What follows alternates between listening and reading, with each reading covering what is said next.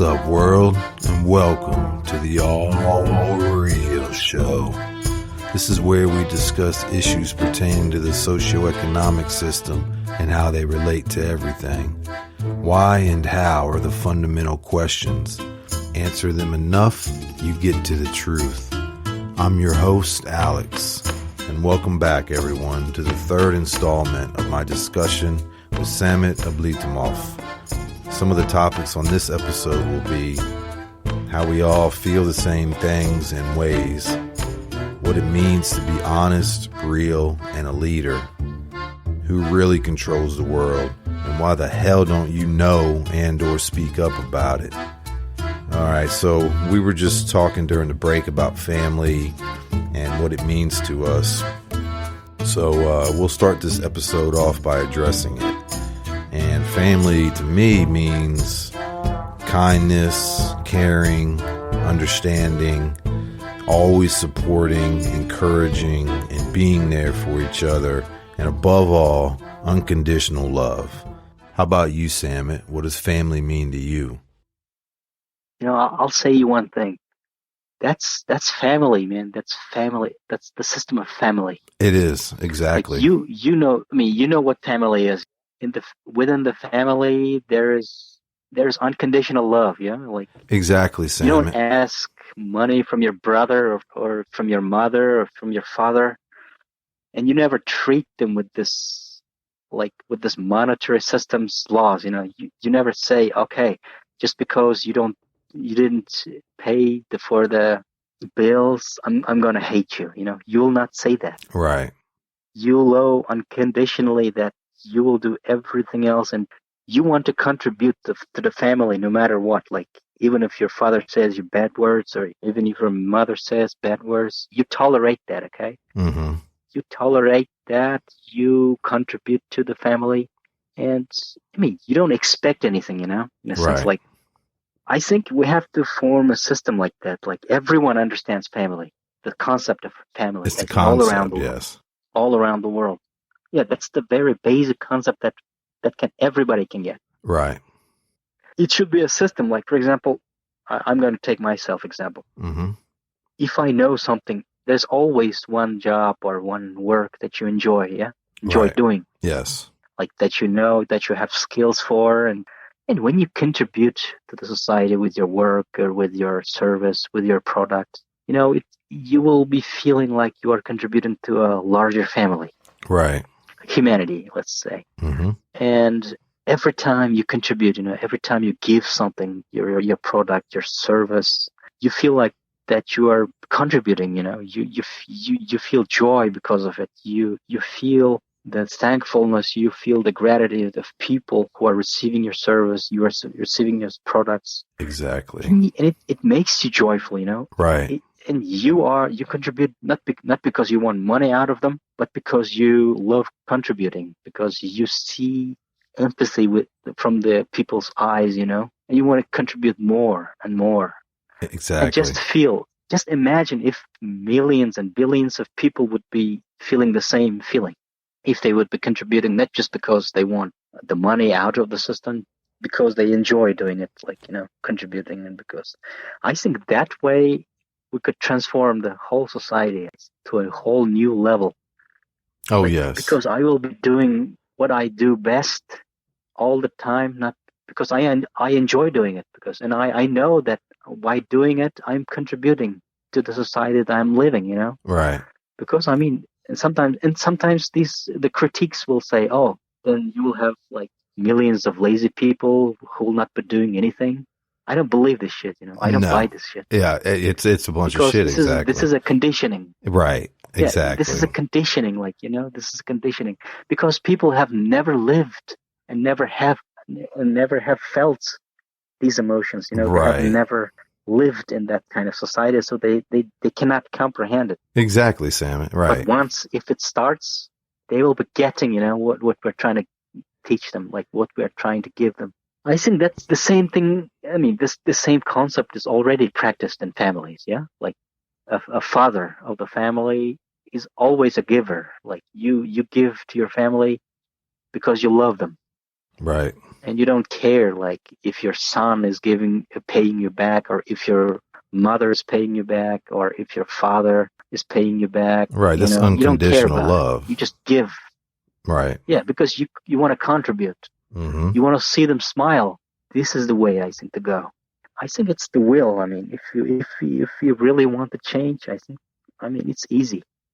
It is. But we just have to restructure our system a little bit. We already have technology and knowledge, know-how to do these things. The feeling that you're talking about, the family, so to speak, those are, again, I actually touched on that in my introduction that I wrote for this show. That those are natural instincts. You naturally feel good when you do something good for somebody. Nobody tells you, hey, you're supposed to feel good. Nobody hands you something and says, here, look, now you have this, so you should feel good. You naturally feel good.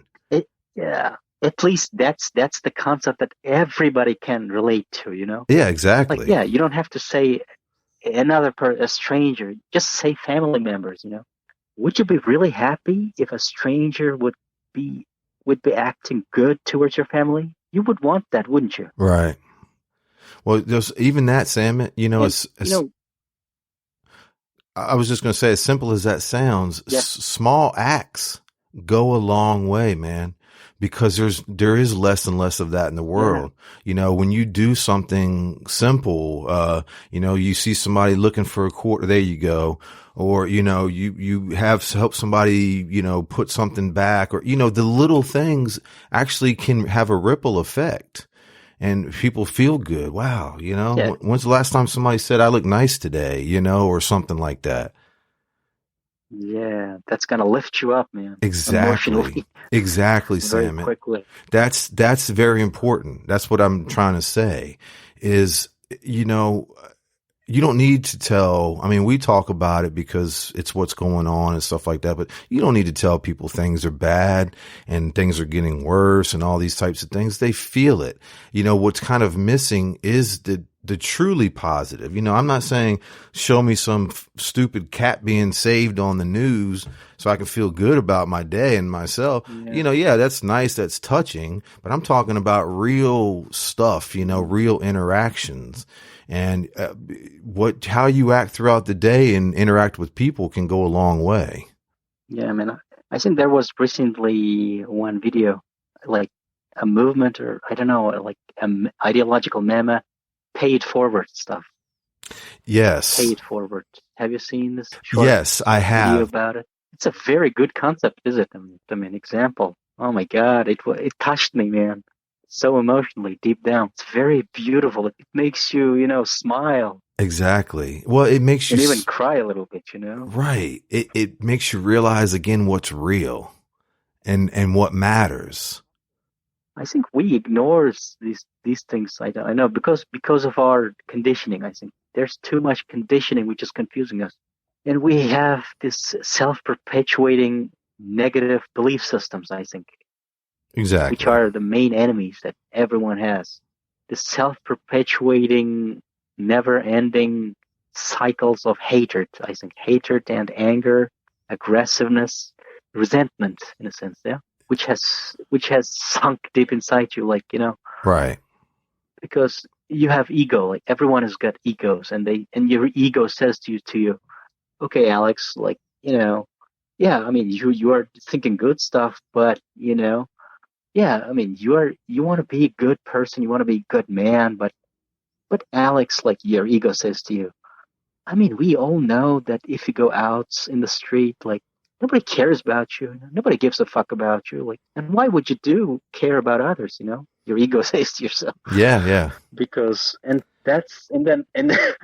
we have egos that we talk all the time, man. Oh, I talk to myself all the time. And we have to be able to persuade our own selves first, man. Exactly. Because our egos are the boss here, Well, they actually direct you. Yeah, they do. And it's exactly like I said to another guy that I spoke with on the show, that I do exactly what you're saying. I check myself every day, sometimes once a day, sometimes 5 or 10 times a day, where something happens. You have this self that always criticizes Yeah, the world exactly. and says to you, you see, Alex, didn't I tell you about it?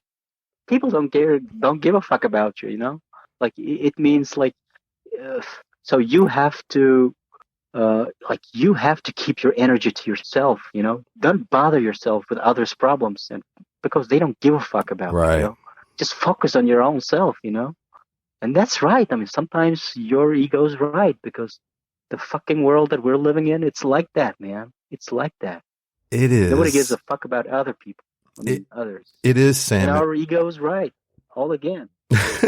I was right all along. I knew it. We can't even win our own egos, man. I knew I was right. Have you seen this movie, Joker? No, I've seen the previews, but no. Oh my God.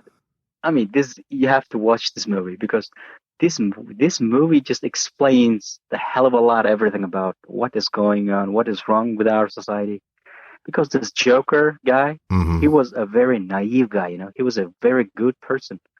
He was living with his mother, and like everybody was mocking him just because he doesn't look like the other people. He doesn't think like other people. Right. And they were mocking him all the time, you know, people. They were laughing at him. They were beating him.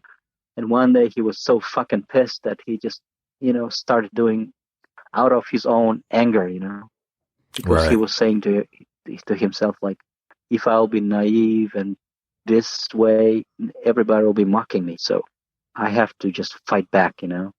I see. And that's what today's society is reinforcing, man. Right. It's reinforcing selfishness. It's reinforcing negativity all the time, you know. And it's I think we're in the spiral of this negativity. I mean, the whole society is in the spiral. I mean, self-perpetuating cycle and spiral of negativity. We can't even persuade our own selves.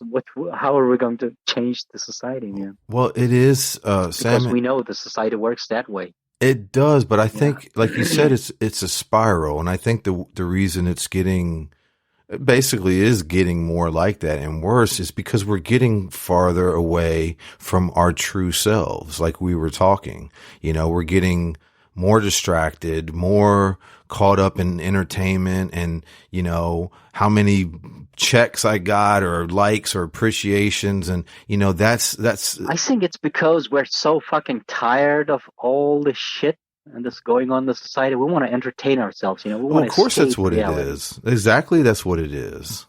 100%. We want to escape this fucking reality because we dislike it. We hate this shit, you know. That's exactly what it is. We want this shit to end, even for a short period of time. Right. So we try to entertain ourselves, like by film, by music, you know.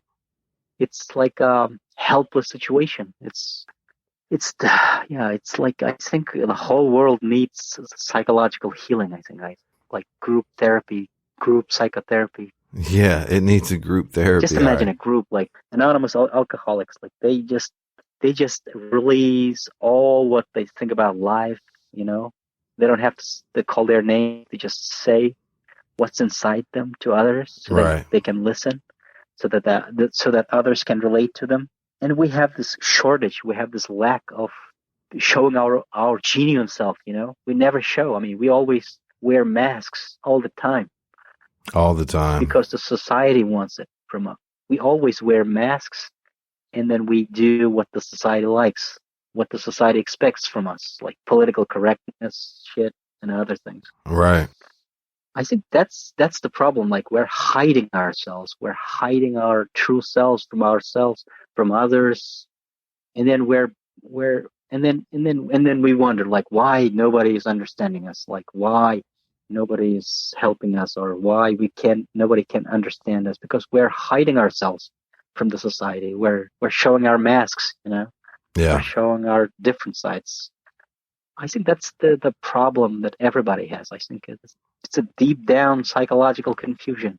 We just have to release what's inside us. I think we have this belief system that nobody cares about us, and then we hide ourselves. Well, we do. And then you also have the conditioning that if you ask for help means you're weak. That's conditioning, yeah. Right.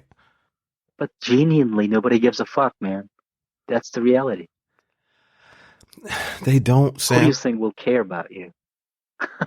Well, again, I think it's just a product. That's the reality of the world. It's a product of what everybody sees and is conditioned and everything that we're saying. I ultimately don't believe that, though. I mean, maybe on the surface, maybe initially. I think we are in confusion, I think.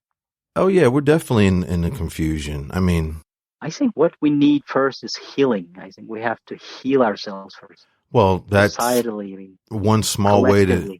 Yeah, one small way to do that is like I was saying, you don't realize the effect that things you do throughout the day can have on people, and then the effect that they will then have on someone else. If you do a generous act that is not usually done, I think, what you're doing is super good. I think what we are doing is super good because we people, I mean, we have just divided, we have taken our times out of our lives, and we are devoting it to bring out like what we're feeling, Right. And we're trying to speak to other people. We're trying to reach out to other people, and I appeal all the other people who are listening to this. I mean, please open up. I mean, open your hearts up, open your consciousness up, and just say what you feel in the inside.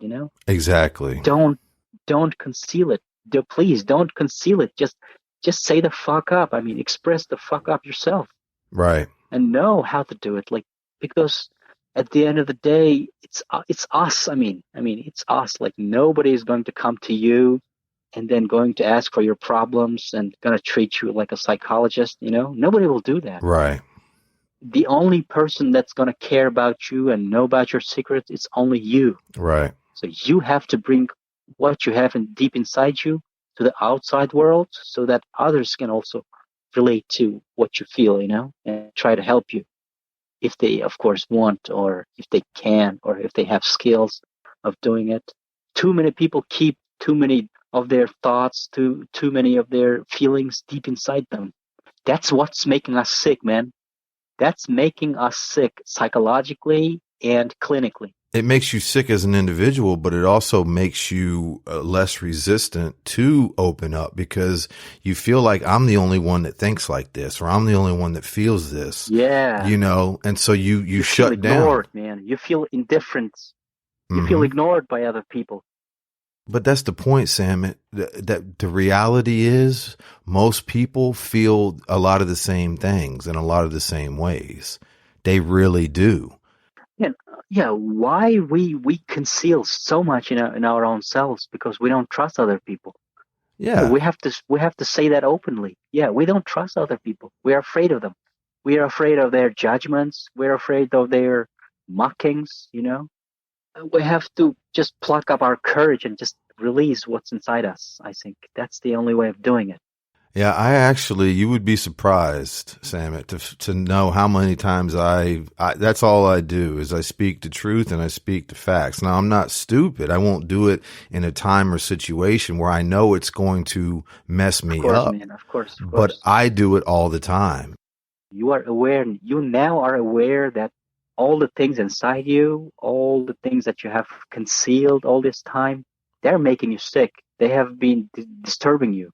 And you have realized now that you have to bring them up because it's your urge, it's your natural urge. Well, it's the only way I know. These issues to the people, but you're doing the best thing.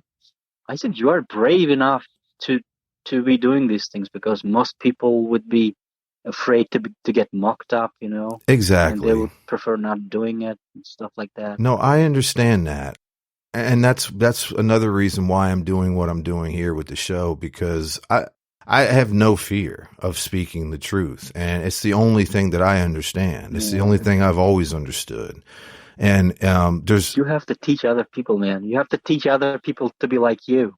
You just have to show by your example that, exactly. Come on, people. Exactly. I have shown myself.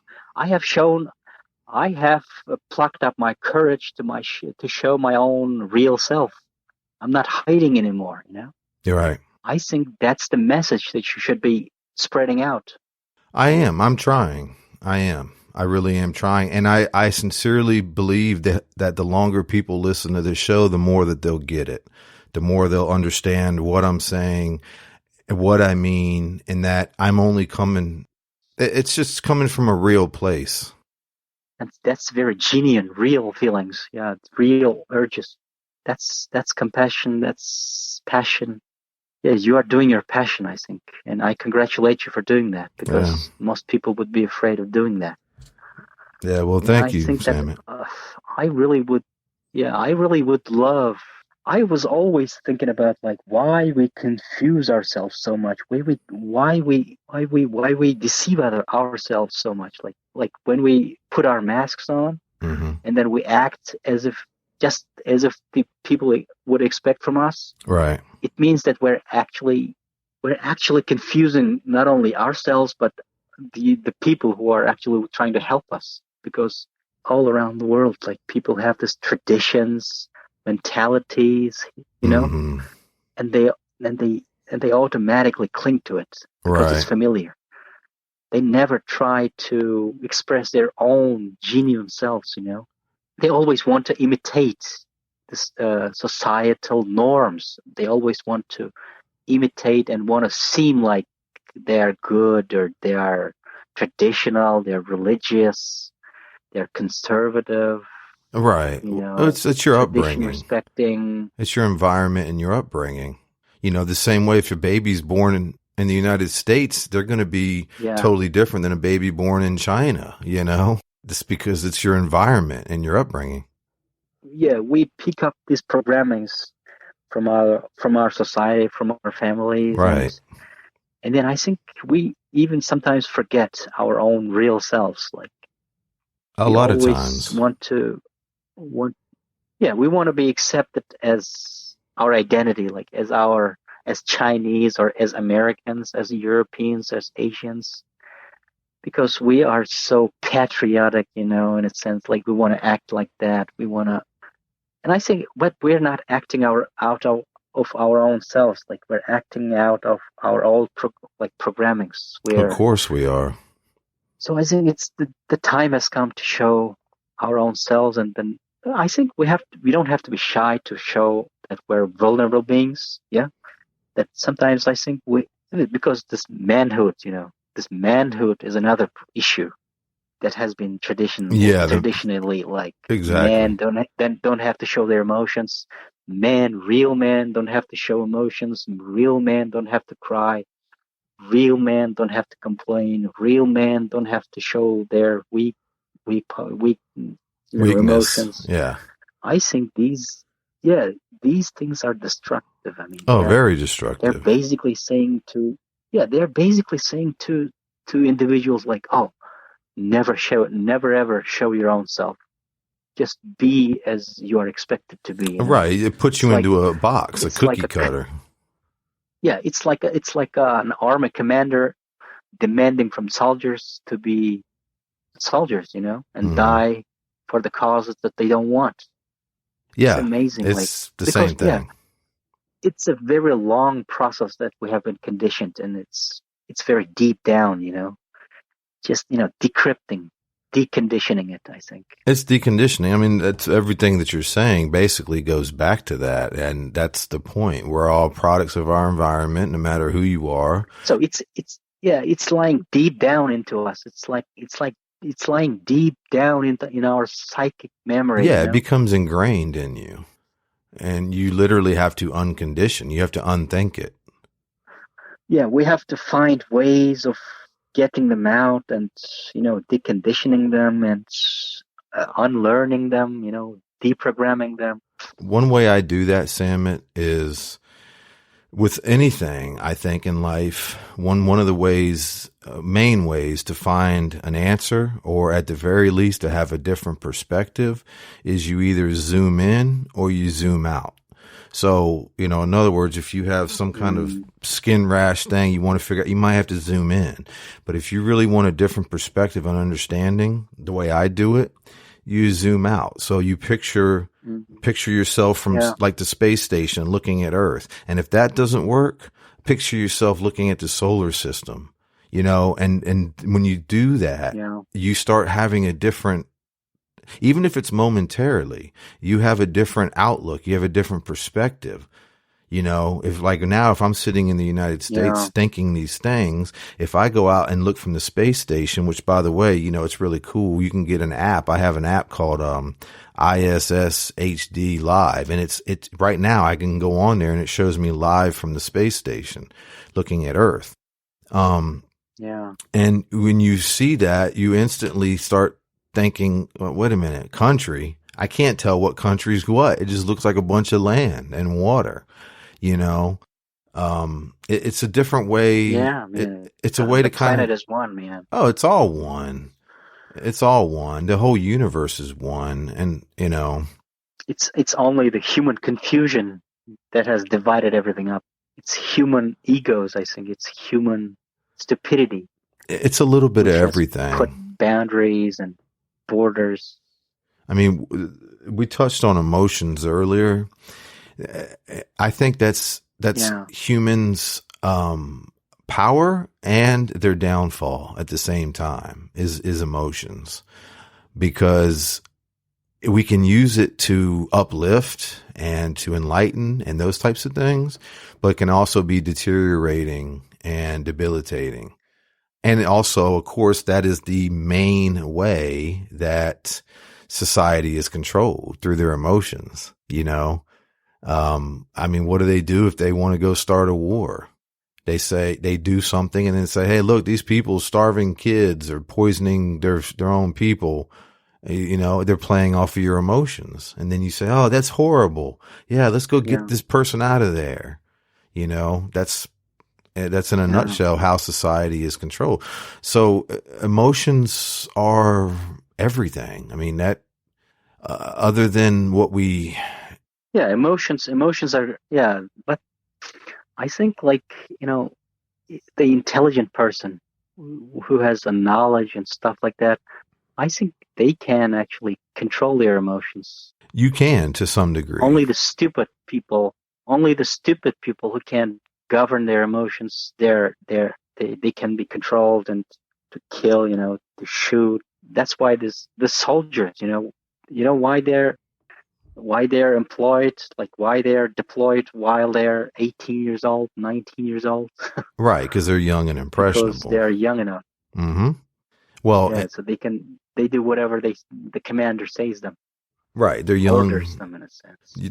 They're young. They haven't formed their own basic concrete ideas and beliefs, and so they're then molded into what they want them to be. You got this 19-year-old lieutenants just now sitting in the Pentagon and shooting with drones, people that they have never seen before, and they're just they just shoot at these people like they're playing the games, Yeah. Oh my God, what the Pentagon is doing these days. Man, they're shooting people who are having marriage ceremonies, man. And they don't give a fuck about who these people are, what they're doing.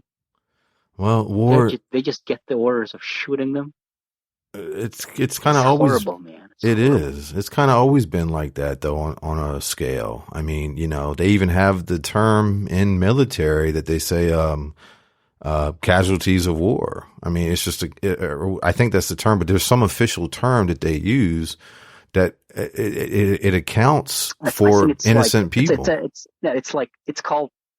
It's like collateral damage. Yeah, I'm sorry. That's what it is. Right. Collateral damage. Exactly. Yeah. They literally have a term for it, meaning oh my God, there's going to be people that die that don't have anything to do with what we're trying to do here, but we're going to kill them anyway. Sorry. Have you seen this, this Bradley Manning video that he released? All these people being shot with drones, I think from the plane, I think.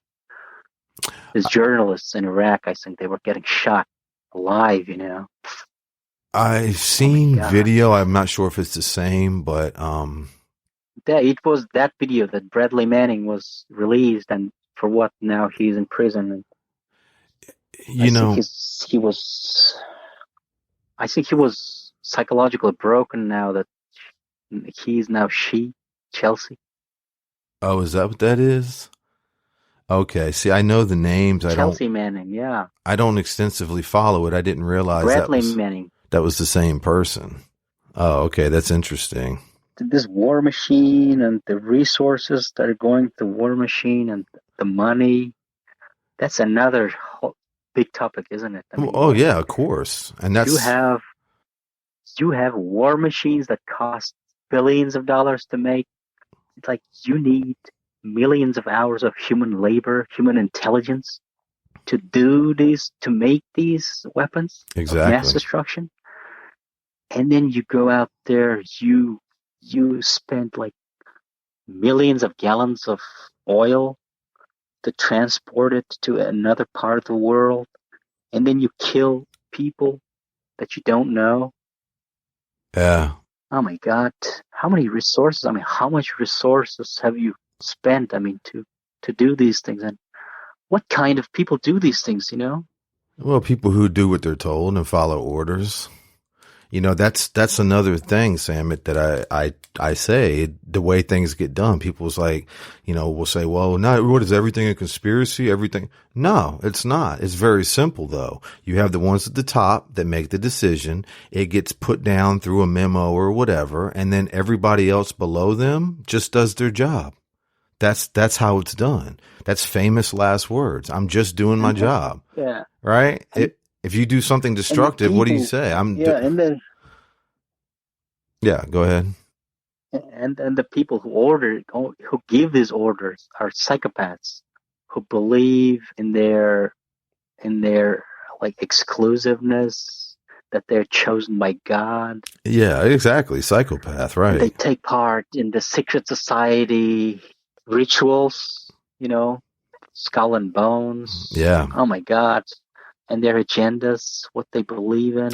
That's what's really crazy to me, Sam. Yeah, is that the world, whether it's you look at it from our standpoint as being kind of big or the universe standpoint as being a blip, either way, that the world is being controlled literally by a handful of fucking psychopaths. And that means you literally have like 99%. That's the truth. Yeah. So you have the majority of the inhabitants on the earth, humans that are capable of, you know, doing something, and not like an animal or whatever, who's capable of doing something, stopping this, speaking out, whatever. And 99% of inhabitants are literally letting 1% kill the rest of us. That's what the fuck is happening. Yeah. It's mind blowing to me. And these people, the psychopaths, they have absolutely stupid fucking plans, you know? Golden billion. Have you heard about this shit? Something along the lines. Yeah. What is it? Oh my God. I mean, these people are fucking stupid, man. These people believe that according to some religious fucking ideology, in their secret society shit, I mean, belief systems, they have to decrease the human population up to 1 billion people because, you know, 1 billion people is the ideal number, and they can control, and they will be able to control only this population very good because they're having issues controlling all these 7 billion people. I see. Oh my God. I mean, if you listen to these, if you actually read these people's agendas, they're heartbreaking. I mean, I've heard similar stuff. Cannot be a normal human being, man. They are psychopaths. They're stupid people, man. But how the hell they could accumulate so much power and resources? Well, my mind just doesn't get that. Well, most power and most this is proven actually through research. I've read articles that have researched it and put out the facts, you know, or whatever. But most power and money, they come from inheritance. You know, it's people. If I'm rich or I'm powerful, my son or daughter is in the club, unless they don't want to be, you know, but I mean, that's they how. definitely do have these clubs, man. Oh, of course they do. Yeah. These rich people have clubs, man. And I think you follow this Bilderberg Club every Yes. year. Mm-hmm. Yeah, the They Bilderberg gather owns around most of the things. In some European or North American city every year. Yep. They come together. These elites of the West, the Western world, I think. And in this club meetings, they have issues like an order. They give orders to this NATO. They give orders to Right. U.S. command. They give orders to White House. They give orders to European Union. Yes, And guess exactly. what? These plans, these things that were mentioned in these meetings, God damn it, they get implemented so quickly. Right. They get implemented very quickly. Yeah. And all of a sudden, all the media starts writing about it. That's how it works, starts Samat. making propaganda about it. That's how it becomes truth. And it works very well, man. Right. So abruptly, so quickly, man. But see, that's what I was saying. That's exactly, you just nailed it. I mean, I knew you were aware, but now that you've said it, you're exactly right. And people need to understand that. That is literally how the world works and how things are done. See, people think, it's being orchestrated, openly. Well, yeah. Right. People it's assume being managed, it's being organized. They assume in general that there has to be a conspiracy that everybody is a part of. No, you have the people like in the Bilderberg group and those huge entities that, right, they literally meet. There's 20, 30 of them or whatever. So it's not hard to do. It's just like a board meeting in a corporation. And they, like you said, they have their plans, their agendas, whatever they're going to do. They basically agree upon it. And then they go back and that's how it's done. It goes down the line. So, you always have a head, say like a CEO of a corporation. Yeah. So when they get told essentially this is what it is, and then it just goes down the line, then the next person gets the memo, the next person gets the memo, and nobody questions it and then it becomes a reality, like you said. So you're right. Things aren't hard to implement. They're really not. And things could change overnight, and they do, but they're just usually for the worse when that stuff happens. And you follow the news, man, and you follow the news. And all the things that were mentioned in those meetings, oh my God, they get implemented. They get agitated. They just given airtime, broadcast time, Well, they own the media, quickly. So like they start implementing it immediately, Yeah. It's like a big club, man. It's a big organization. Yeah. It's got an authority. Yeah, that's exactly what it is. And it's essentially it's unbelievable, man. The central bankers and the heads of the financial institutions and the corporations and, the main corporation. Because, that's another thing that surprisingly people don't know, because I had a 2002 almanac that long ago.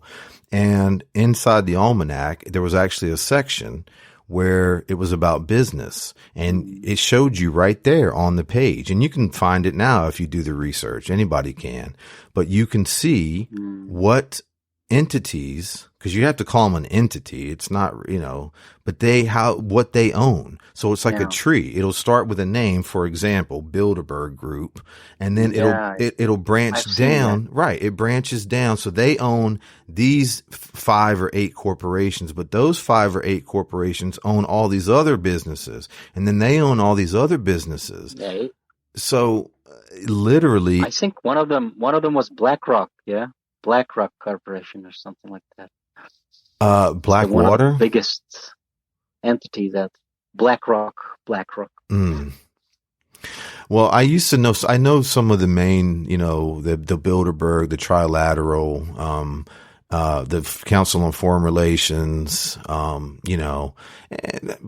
They have the deep state. Have you heard about deep state? Right. That's become a buzzword lately. But that's essentially what it is. That's the deep part, almost like the deep web that on the internet that most people don't encounter. The real government, the real owners. Exactly. That's the real owners. Real government. You're right. And that's why people who have the illusion of voting is going to change anything, they just don't understand the way the system really is. People can. If voting changed anything, they would make it illegal. Exactly, Sam. They would make it illegal, or they would restrict it, or they would, something of that nature. Right? They're not going to allow it to go on.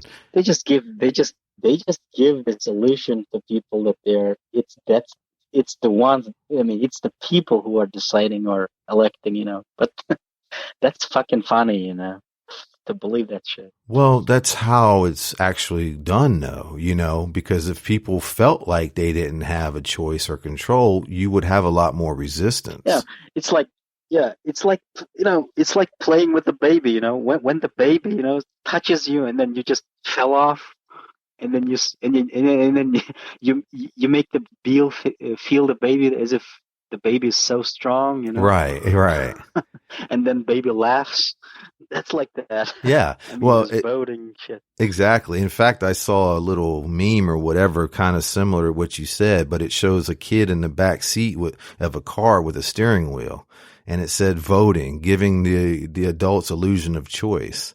It's like that. It's the kid feels like they're driving because they have a steering wheel in the back seat of the car. That's essentially what it is. Yeah. And, again, you don't even have to, you don't have to understand the deep state or the intricacies of how the system works. I mean, you ultimately should, but even if you just understand, look at what you can see with your own eyes and the political system and the money system and those types of things, anybody with common sense that stops for a second and thinks will have to come to would come to the conclusion, yeah, this is a sham. This is a bunch of bullshit. I'm voting between it's always two people, and it's always from the same, they always have the same sponsors. They always have all these things, even if you have somebody, and I think this is important, but like Bernie Sanders. Okay. The way I describe him, and the way I describe some other people like him, he is the rightest of the right within the box. I mean, within the confines of the game that we're playing, he's about as right as you can get as far as, what he's saying and what he believes. But so, yeah, maybe he's not getting the big political donations and stuff like that, but like you said a second ago, he would not be where he's at. And if he ends up as president, he won't end up there if he's not playing the game to some extent. I think they will not let him become anything. He will not even be chosen as Democratic nominee. I mean, stuff like that is kind of interesting to me to see how it plays out, only just the same way I watch a movie because I want to see the ending. But that's an entertainment, man. It's entertainment. Exactly. You nailed it. That's the bottom line. Right. And anytime, that's how I feel. That's a circus yeah. for the masses. Exactly, man. Look, there's no difference. This is what people need to understand too. If me and you are sitting here talking about a certain actor or actress or sports player, there is no difference than if me and you were sitting here talking about a certain politician. It's the same thing. It's misdirected energy. It's distraction.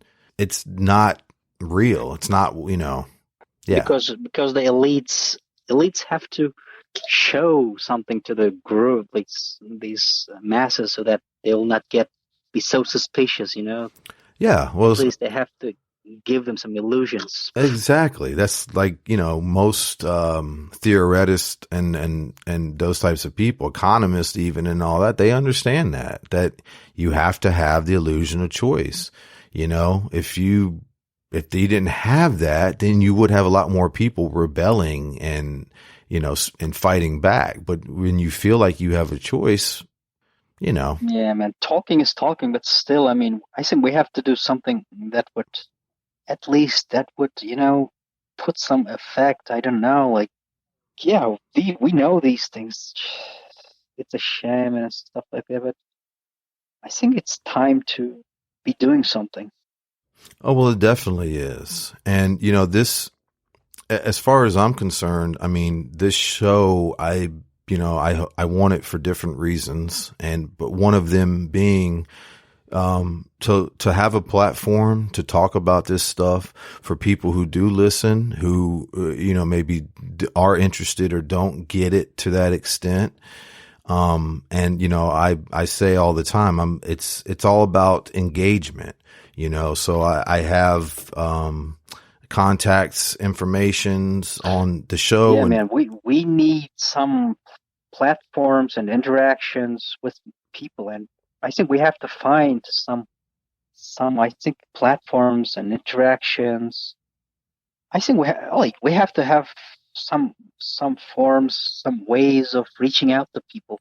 It shouldn't. I mean, and I think we have to increase this. Like, how can we reach out to people easily and quickly? well, that's one of my Is there any ideas. way? Well, there's with the technological age, of course, there's a lot of ways. What is the best way? I don't know that, but, I mean, that's how I feel about this So we show. need more people.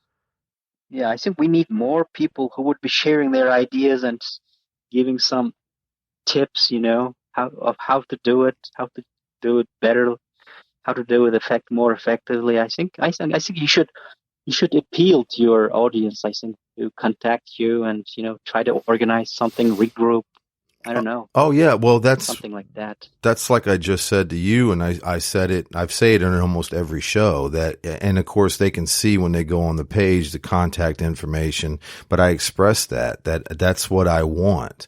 I mean, whether it's ideas, whether you'd like to be on the show, whether you have somebody or some organization that you think would be good to be on the show, anything, any sort of interaction, collaboration. That's my ultimate goal with this show. And it's just a vessel. I mean, there's, what do you do? What do you don't do? It's just something that I'm trying to use, along with other means, to do that. And, I do. I think every bit does matter. I know stuff can seem insignificant, and maybe it is, maybe it isn't. We don't know. But it's like another guy I spoke to actually that on the show. And, I said something like, because we were talking about zeitgeist actually, and about how it kind of woke us up sort of thing. And he said, well, actually it's everybody all throughout our lives planting seeds that led up to that. And and I said, you're exactly right. That's what it is, because all throughout your life you've had. Man, don't you think that? Yeah, don't you think that in those years, 2008, like it was a very mysterious year for me. 2008, 2008, 2007. Yeah. These days, I think it was the years when my psychology changed. I mean, it was a strange year. It was a time for me to, like, a time of awakening of some sort. Yeah. Like some kind of, I was feeling different in those times. It was not only the Zeitgeist documentary. It's like something happened, in those time periods, 2008, 2009. Like, Well, everybody goes through different times it was mysterious in their life, so again, like I said before, that everybody changes, man. You know that everybody changes throughout their life. So 5 years ago, if you took a snapshot of my life or your life, it might look totally different than it does today. If you take a snapshot 5 or 10 years from now, we're going to think maybe totally different than we do now. I mean, everything is a process, and everything, everybody changes throughout their life. So, I just. Yeah, from 2008, from 2009, like, I'm feeling that, I have this urge, man, which my intuition, like, which is saying, yeah, all this shit, I mean, this monotonous shit that other people do around, like, it's not for you, you have to do something different. Like, you have to talk to other people, reach out to people. And I have this intuition, like, I don't have to waste my fucking time by just doing meaningless shit out there. I have to do something different. Like, and I have this urge deep inside Right. me. And it's like, I think it's not a coincidence that we are actually talking I don't now. I think mean, so either. I know it's not. as you have said previously, like the seeds have been planted into us, I think. Like, and I think we're the people. I mean, I think it's like our mission in It a is. sense, a life It is, mission, Samet. to be able to do something. I mean, to change something. I think, like, I'm feeling this on. I have something deep inside me, like, I have to change the paradigm. I mean, we have to shift. We have to shift the paradigm. I mean, we have to do something different that would, I don't know, that would change something in the system, so that we could be able to reach out to more people and make ease out their sufferings, ease out their Right. lives, and try to do something different, like to help them, because we understand how ruthless and how fierce the Right. system is. We know and we feel that like billions are suffering out there, and these fucking elites are doing nothing, and instead they're controlling, and these soldiers, they're making them shoot other people. We have to do something about this shit, Yeah, exactly. Like, I will not opt to violence, but these fuckers have to be stopped. I mean, somehow.